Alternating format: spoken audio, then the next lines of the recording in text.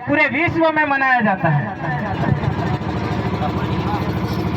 पूरे विश्व में मनाया जाता है। उसके बारे में मैं आपको बता रहा हूँ।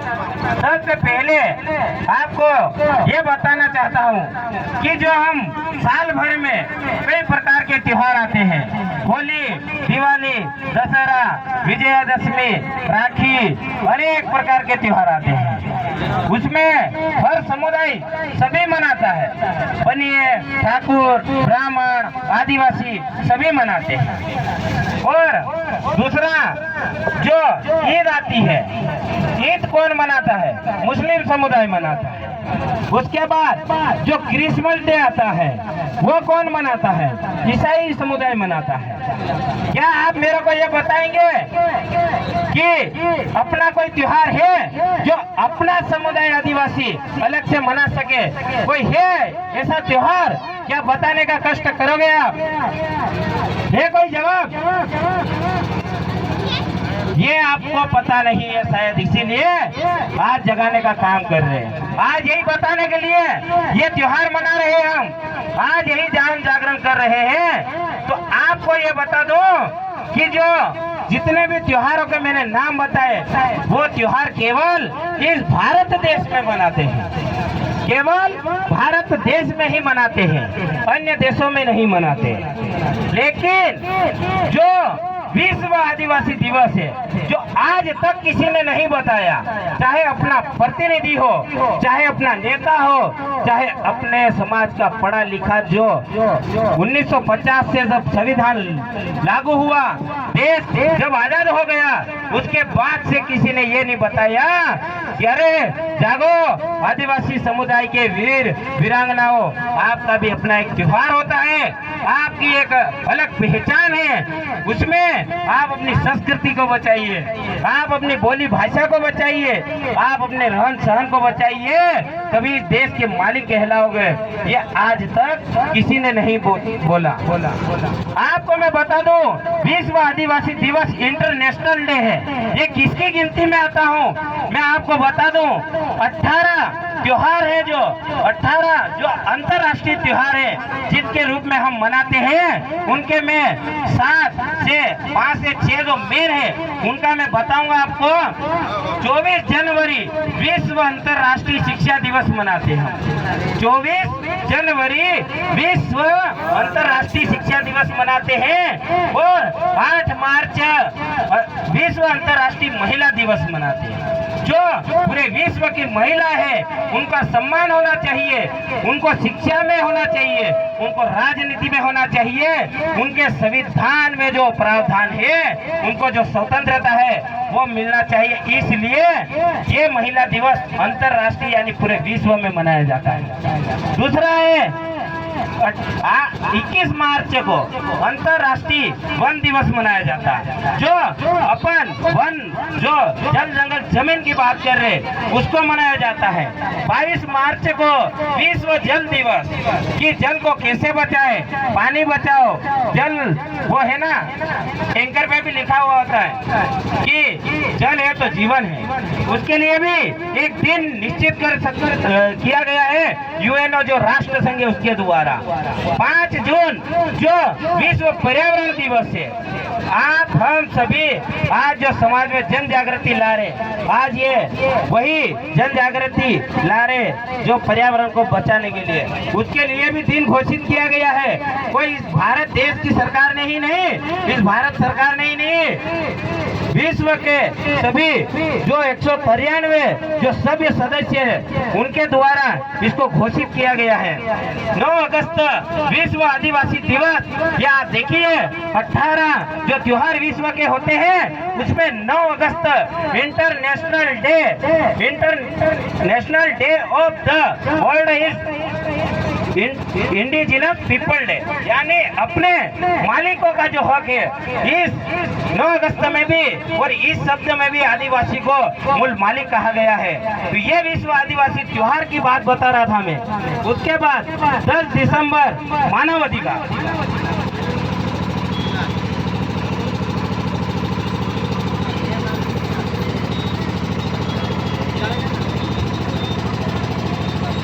10 दिसंबर मानव अधिकार का मतलब क्या होता है? मानव अधिकार यानी कि आपके जो हक अधिकार है, चाहे आदिवासी समाज हो, गैर आदिवासी समाज हो, चाहे कोई भी समाज हो, वो अपने हक अधिकार का संरक्षण कर सके, वो अपना हक अधिकार ले सके, वो अपने हक अधिकार के लिए सरकार से मांग कर सके, यूएन और राष्ट्र संघ को अपना हक मांग सके।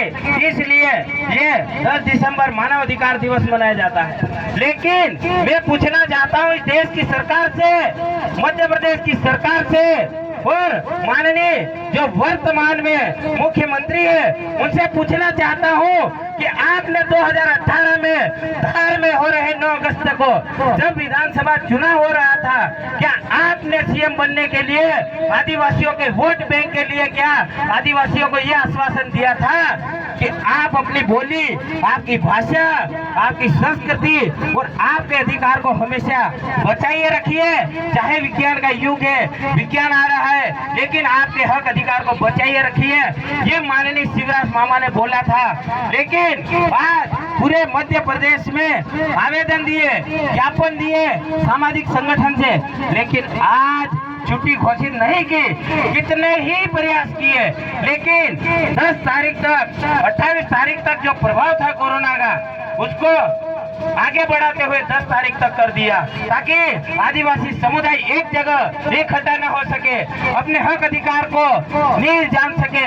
शायद इसीलिए कोई चाल होगी, क्यों कि आदिवासी समुदाय जो है वो सभ्य है, वो चाहे शिक्षित भले ना हो, वो पढ़ा लिखा भले ना हो, लेकिन वो सभ्य है, वो अपनी संस्कृति को जानता है, अपने बचाव को जानता है, अपने संरक्षण को जानता है। आज सैनिटाइजर बांटे गए, आज कोरोना के चलते हम मानते हैं कि इस देश में कोरोना चल रहा है, कई मौतें हो रही है, लेकिन आज मास्क बांटे गए।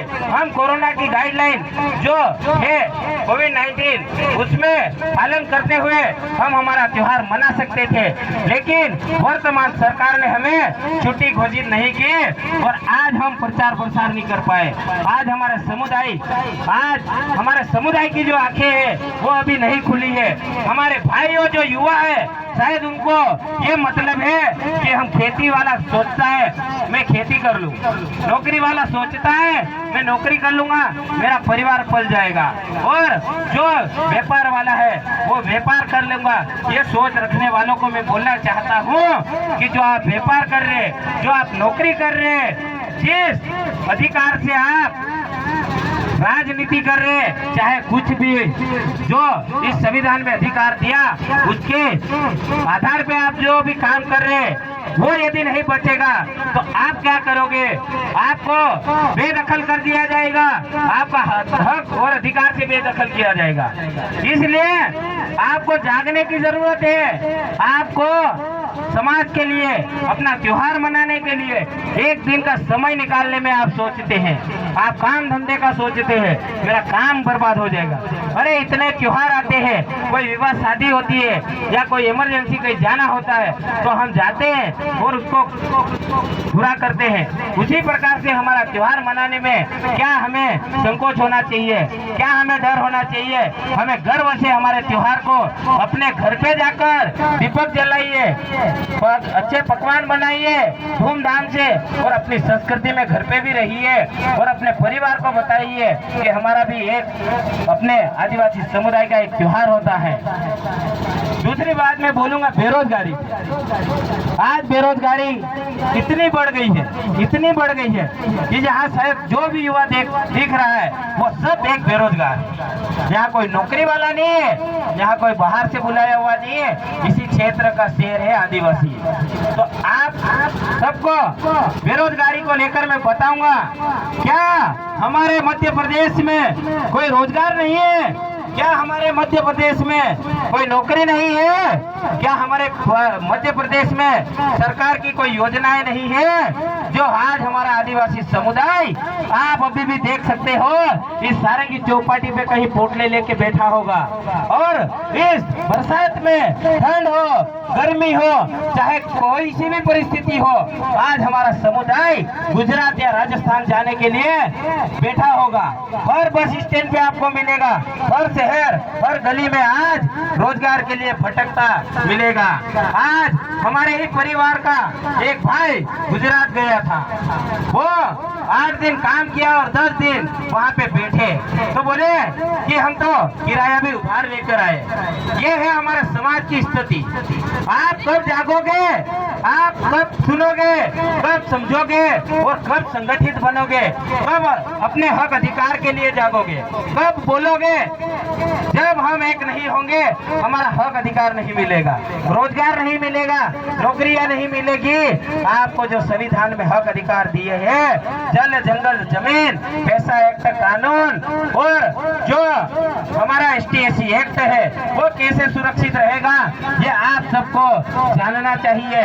आज आदिवासियों के नाम से करोड़ों रुपए हर साल हर आदिवासी जिले में आते हैं, हर साल आते हैं, लेकिन हमारे समुदाय के हमारे कुछ भाइयों को पता नहीं होता है, और जिन्हें पता होता है वो बोलते हैं हम सरकार का खाते हैं, आपका नहीं खाते।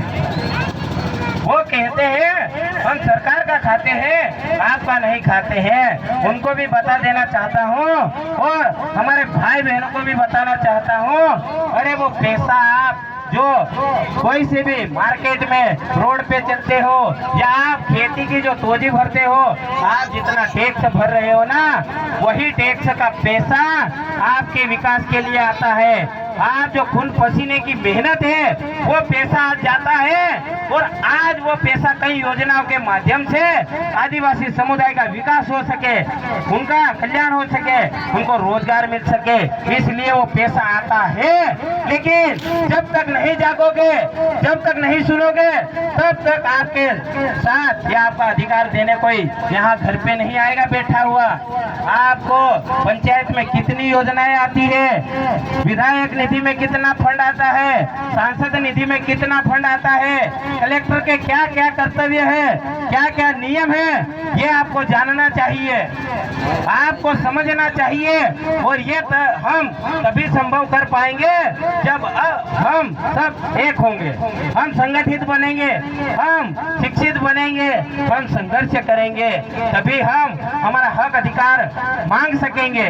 आपको बता दूं, बहुत सारे लोग जो अपने समुदाय के चाहते हैं कि ये लोग बहकाते हैं, ये लोग अपने समुदाय को भड़काते हैं, आदिवासी ये नहीं है, आदिवासी ये नहीं है, ऐसे करके कुछ लोग समाज को बोलते हैं कि ये लोग धर्म परिवर्तन करते हैं। अरे 5 जनवरी 2011 में जो सुप्रीम कोर्ट ने जजमेंट दिया ना, वो बोलता है सुप्रीम कोर्ट देश की सर्वोच्च न्यायालय है, हम नहीं बोल रहे।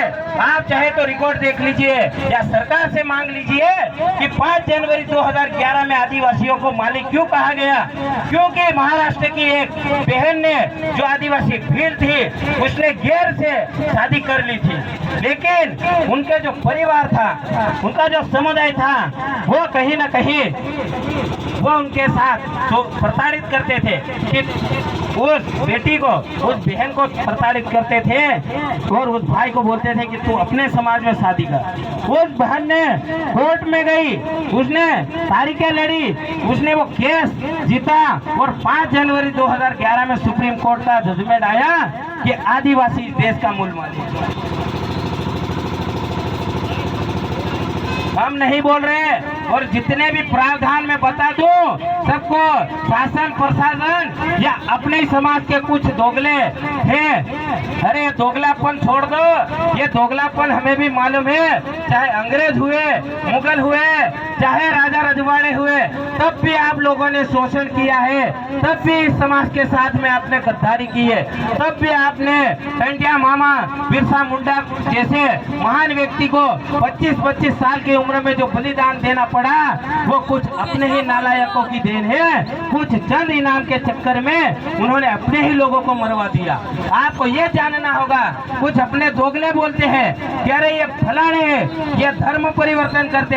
अरे आदिवासी की जो संस्कृति है, आदिवासी की परंपरा है, हम जो हमारी पुरानी पद्धति है उसको लागू करवाना चाहते हैं। कोई नया नहीं मांग रहे, कोई भीख नहीं मांग रहे। आप बताओ आदिवासी की संस्कृति क्या है, आदिवासी की परंपरा क्या है। इस देश में आपकी बोली भाषा अगर सुरक्षित नहीं रहेगा तो इस देश का कानून, इस देश की जो कोर्ट बनी है वो बोल देगा इस देश में यूएनओ, जो मैंने बताया कि यूएनओ राष्ट्र संघ जो मानव अधिकार दिवस जो 10 दिसंबर को होता है उसमें ये साफ कर देंगे कि साहब हमारे भारत देश में तो आदिवासी बचा ही नहीं, हमारे यहाँ तो संस्कृति ही नहीं है, हमारी तो बोली भाषा ही नहीं है। हमारा जो आदिवासी समुदाय है उसको बोल देंगे कि वो तो धर्म परिवर्तन कर लिया। तो क्या आप अपना हक अधिकार खत्म करोगे क्या? अरे आवाज तो बोलो, इतना गला फाड़ रहा हूँ क्या मतलब नहीं निकल रहा है। थोड़ी हिम्मत दोगे ना तो हिम्मत मिलेगी, वरना बिरसा मुंडा और टेंटिया मामा की तरह ही वो होगा। तो जो मानव अधिकार आयोग है उसमें हमारा संदेश जाएगा कि आदिवासी की संस्कृति नहीं बची, आदिवासी की परंपरा नहीं बची। तो जो हमारा पेशा एक्ट कानून है, जो हमारा ST/SC एक्ट है, जो हमारा हक अधिकार जो संविधान में 5वीं अनुसूची 6वीं अनुसूची है उसको खत्म कर दिया जाएगा। और आज जिस प्रकार से 5वीं अनुसूची का मतलब बता रहा हूँ, आज झाबुआ जिले में देखिए, आज 5वीं अनुसूची ये बोलती है चपरासी से लगाकर कलेक्टर आदिवासी होता है। और आप देखिए पंच से लगाकर आज सांसद आदिवासी बन रहा है कि नहीं बन रहा है, ये 5वीं अनुसूची की देन है। ये आपको आपके संघर्ष, आपकी लड़ाई से मिला है आपका अधिकार। आज किसी गैर को क्यों ये अधिकार नहीं दिया गया आदिवासी जिलों में? क्यों कि हर कोई विदेशों से आया, आदिवासियों पे आक्रमण किया, आदिवासियों के साथ लड़ाइयाँ लड़ी, तो उन्होंने सबने शोषण किया, उनको लूटा। इसीलिए विश्व जो यूएनओ अंतरराष्ट्रीय जो संघ है उसने ये घोषणा की, उसने बोला कि आदिवासी उनका संरक्षण कर सके, उनका हक अधिकार बचा सके। और आदिवासी की जो बोली भाषा होती है ना भीली, उसको कोई समझ नहीं पाता था, उसको भील ही समझ पाता था, जो भी आदिवासी था वही समझ पाता था। इसलिए नियम बनाया था 5वीं अनुसूची में कि भभुआ दिसुम अबुआ राज, हमारे बिरसा मुंडा ने बोला था हमारे देश में हमारा राज। तो ये वहां से चला आ रहा है हमारे जिले में। जो आज विधायक, सांसद, सरपंच जितने बन रहे हैं ना, ये 5वीं अनुसूची की देन है और हमारे पुरखाओं का बलिदान आज काम आ रहा है। आपको भी कहीं ना कहीं टेंटिया मामा, बिरसा मुंडा और जयपाल सिंह मुंडा कहीं अपने राणा पुंजा भील, डॉक्टर भीमराव अम्बेडकर की तरफ बढ़ना पड़ेगा, तभी हम हमारा हक अधिकार बचा सकेंगे। आपको मैं एक चीज और बताऊंगा, ये सामाजिक विज्ञान है कक्षा 7वीं की। आपको अगर ऐसा लगे या किसी मंद बुद्धि मनुष्य को अगर बुद्धि भ्रष्ट हो गई तो मैं उसको बताना चाहता हूँ, जो धर्म के नाम पे आदिवासियों को बेवकूफ बनाते हैं, ठगते हैं और अपनी राजनीतिक रोटियां या अपने परिवार का भरण पोषण करने के लिए जो बताते हैं, लोगों को बेवकूफ बनाते हैं और उनका शोषण करते हैं, उनको बताना चाहता हूँ यह कक्षा 7वीं की सामाजिक विज्ञान है। इसमें लेसन पार्ट 7 है और उसमें लिखा है भारत के जो आदिवासी है उनकी संस्कृति, उनके रहन सहन, उनका कल्चर और उनकी बोली भाषा है। क्यों आदिवासियों को अलग से इन किताबों में दर्जा दिया गया? ये किताब हम लिख के लाए क्या? सरकार ने लिखी ना, सरकार के द्वारा रची गई। ये हमारी संस्कृति है। ये माता बहनों से भी बताना चाहता हूँ, ये हमारी संस्कृति अगर ये नहीं बचाओगे तो शायद ये लेसन भी इस किताब से खत्म हो जाएगा, ये पाठ भी खत्म हो जाएगा इस देश में। क्यों कि आपका इतिहास ही खत्म कर दिया जाएगा। ये आपको बता दूं, कि जहाँ आदिवासी के लोग प्रकृति को अधिकांश चीजों को अपने देव के वरदान के रूप में स्वीकार करते हैं। जनजाति के लोग अत्यंत मेहनती और भोले भाले होते हैं। इसका मतलब समझते हो, अत्यंत भोले भाले है ना, इसीलिए अपने साथ शोषण हो रहा, इसीलिए अपने हक अधिकार को छीना जा रहा। तो थोड़े एकता करो, संगठित बनो और संघर्ष करो, तभी हमें अपना हक अधिकार मिलेगा। आज इस देश में हमारे अनेक समुदाय गोंड, बेंगा, भील, भिलाला, बारेला, बारिया, कंवर, कनकार, सहरिया आदि ये जो समुदाय है, ये बड़ी जनसंख्या में हमारे मध्य प्रदेश में निवास करते हैं। आप झाबुआ जिले में पेटलावत के आगे थांडला, मेघनगर, अलीराजपुर में देखिए, हमारा जो विश्व आदिवासी त्योहार है वो किस प्रकार से मनाते हैं, कैसी संस्कृति है अपनी, कैसा अपना रहन सहन है। अरे बड़ा गर्व होता है जब ये संस्कृति पहनकर मैं घर से निकला ना, कई लोगों ने बोला, गैर लोगों ने भी बोला कि नहीं, आप बिल्कुल आपकी संस्कृति को सलाम है। मतलब सोचिए हमें हमारी संस्कृति पर कितना बड़ा गर्व है। अरे हमें हमेशा ऐसे ही रहना चाहिए। हम एक दो दिन पे ये संस्कृति बताने से देश में ये साबित नहीं हो जाएगा। आज आप देखिए अलीराजपुर, पूरे झाबुआ जिले में आज भी कई ऐसे क्षेत्र है जहाँ कहीं ना कहीं हमारी संस्कृति विलुप्त तो होती जा रही है, लेकिन वो लोग आज भी जो अपनी विवाह पद्धति है, अपना जो भी कार्यक्रम होता है, चाहे विवाह शादी होता है, विवाह शादी में आप सबने देखा होगा वो जगह एक कलश रखते हैं और उसमें नारियल रखते हैं, आम के पत्ते रखते हैं, फिर नारियल रखते हैं, उसको कलश बोलते हैं, वो रखते हैं। और एक जो डाली होती है उसको गाड़ देते, खुट्टा बोलते हैं, वो गाड़ के न कोई ब्राह्मण को, मतलब कोई पंडित किसी को नहीं बुलाया जाता है, केवल वहाँ भुआ, बेर, ढोली या फिर अपनो बनेवी या फुआजी कोई भी फेरा पड़की दे और वो विवो करे कि दे समुझाओ लाड़ी दूसरे से ना लगा।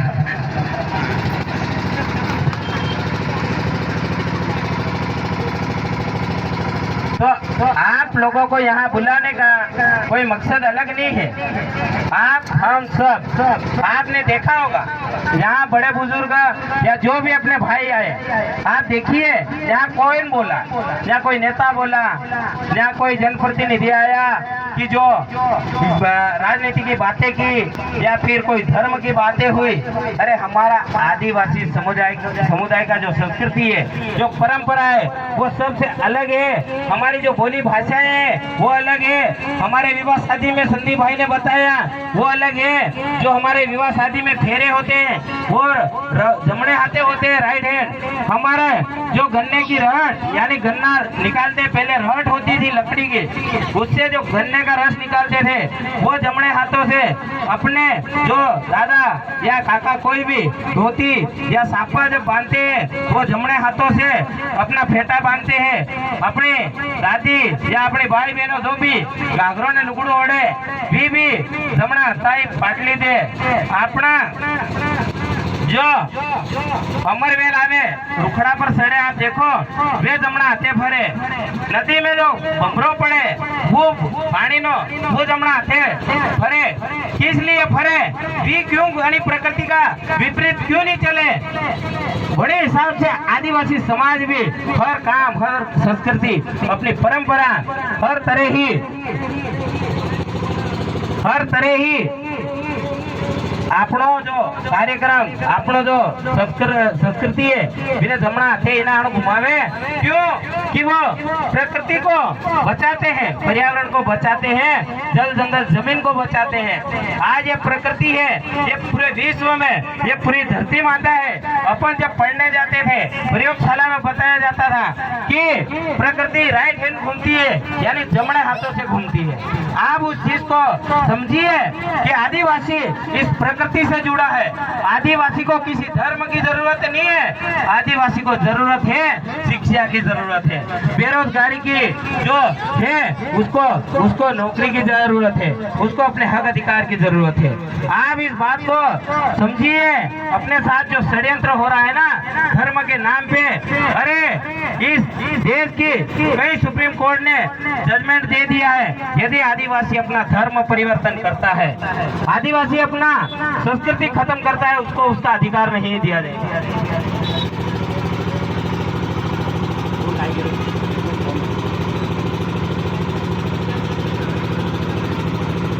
आपको एक और चीज बताना चाहता हूँ।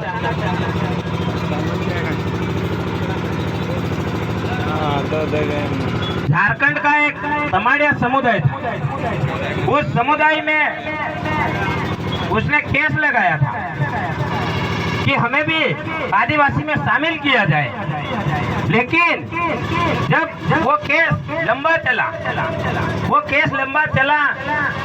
उस केस को 2008 में ही केंद्र सरकार ने प्रस्ताव भेजा था कि तमाड़ा समुदाय को मुंडा जनजाति की तरह सूची में स्थान दिया जाए। ये मतलब केंद्र सरकार ने ये भेजा था, प्रस्ताव भेजा था। 2008 से 2014 तक केंद्र और राज्य सरकार के बीच में कई बार पत्रों का आदान प्रदान हुआ। केंद्रीय आदिवासी कल्याण मंत्रालय के रजिस्ट्रार जनरल की राय ली गई और यह स्पष्ट कर दिया गया कि तमाड़िया समुदाय जो है वो आदिवासी अनुसूची में शामिल नहीं किया जा सकता।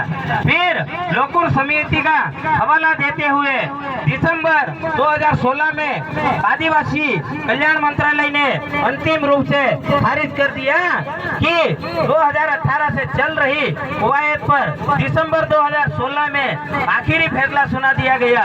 इसके अनुसार रजिस्ट्रार जनरल ने लोकुर समिति का हवाला देते हुए कहा कि जनजाति में शामिल करने के लिए कुछ शर्तें होती है। आप उस शर्तों को समझिए कि अपने समुदाय की क्या शर्तें होती है जो आदिवासी में शामिल होने के लिए। आपको और एक बात बता दूं, आप गैर आदिवासी बनना आसान है, लेकिन आदिवासी बनने के लिए आदिवासी की माँ से कोख से जन्म लेना पड़ेगा। तमाड़ा समुदाय का जो हवाला दिया उसमें कुछ शर्तें थी और तमाड़ा समुदाय उसमें फिट नहीं बैठता था। अलग राज्य गठन के वक्त से ही तमाड़ा समुदाय ओबीसी से शामिल है, वह आदिवासी के बजाय दूसरी संस्कृति के ज्यादा नजदीक, यानी कि जो आदिवासी की बोली भाषा है, जो अपना ओढ़ावा पहनावा है, जो अपनी संस्कृति रहन सहन, उससे वो मेल नहीं खा रहा था उसको, इसीलिए आज उसको आदिवासी में शामिल नहीं किया गया। आज कई लोग गैर आदिवासी को पूछिए आदिवासी में शामिल होने के लिए कहते हैं कि हम भी आदिवासी है, और आज अपना समाज बोलता है कि हम फलाना है, हम उस धर्म को ये करते, हम इस धर्म को मानते। अरे धर्म नहीं चाहिए, हक अधिकार चाहिए। हम मालिक है इस देश के, हमें हमारा हक अधिकार चाहिए। तो इसलिए आपकी जो संस्कृति है, आपकी जो परंपरा है, आप उसे जानिए। आपको एक और जजमेंट बताऊंगा मैं। आदिवासी के साथ में आज से अन्याय शोषण नहीं हो रहा। आदिवासी समाज बहुत पहले से शोषित है, शुरू से संघर्ष करता आया। आदिवासी कहीं के दूसरे देशों से आया हुआ नहीं है। आदिवासी का जन्म प्रकृति के साथ में, नदी नालों के साथ में, पेड़ पौधों के साथ में हुआ है, ये इतिहास बताता है। आज आप बताइए, यदि आदिवासी अन्य धर्मों में आता है, आदिवासी यदि आदिम धर्म प्रकृति पूजक नहीं है, तो आप बताइए आदिवासी को 1871 से लगाकर 1951 तक क्यों अलग धर्म कोड दिया गया? क्यों आदिवासी को एबोरिजिनल, फिर 1881 के बाद 1891 में फिर एबोरिजिनल कहा गया? मतलब जो देश आजाद हुआ था उसके बाद हर 10 साल में जनगणना होती है। सरकार पूरे देश में जनगणना करती है, उसमें अलग अलग समुदाय की जनगणना होती है। ब्राह्मण, क्षत्रिय, वैश्य या फिर मुसलमान या ईसाई या आदिवासी, हर किसी की जनगणना अलग अलग हिसाब से होती है कि इस देश में किसकी कितनी जनसंख्या है, उसको कितना अधिकार दिया जाए, उसको कितनी नौकरियां दिया जाए, उसको कितना रोजगार दिया जाए। इस हिसाब से जनगणना होती है। उसको शिक्षा की क्या जरूरत है, कितनी शिक्षा दी जाए। इसलिए 1851 के बाद में 1901 में एनिमिस्ट कीधु। एनिमिस्ट का मतलब प्रकृति पूजक होता है। ये इतिहास बता रहा, कोई मन से लिख के नहीं ले आया।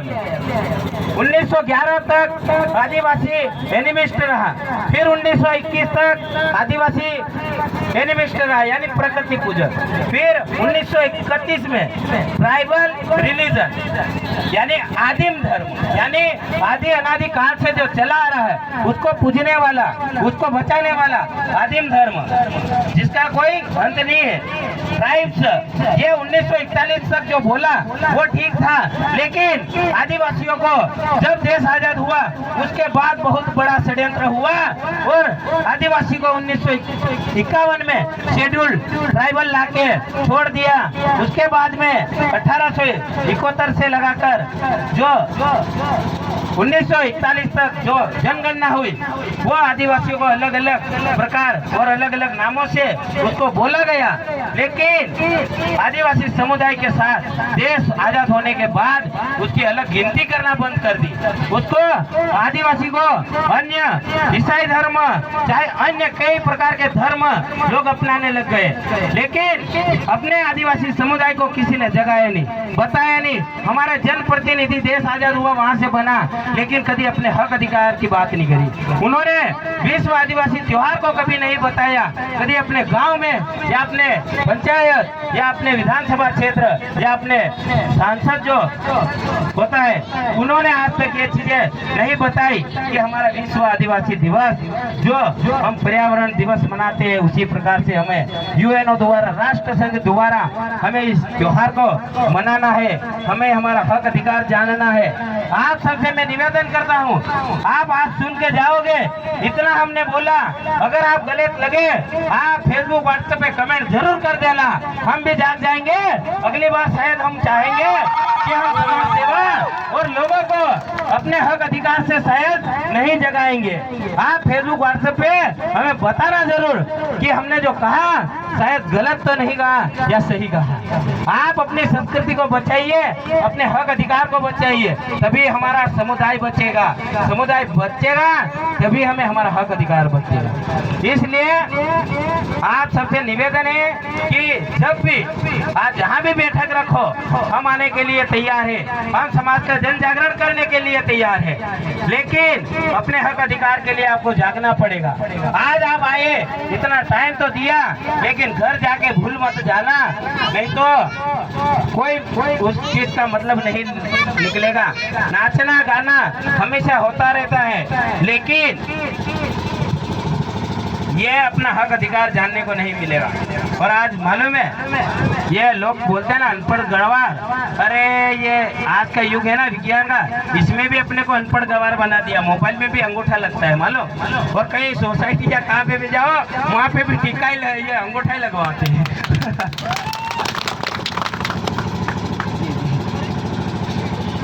जरा गीत गाता नहीं है, गीत हो लेकिन बड़ू बड़ी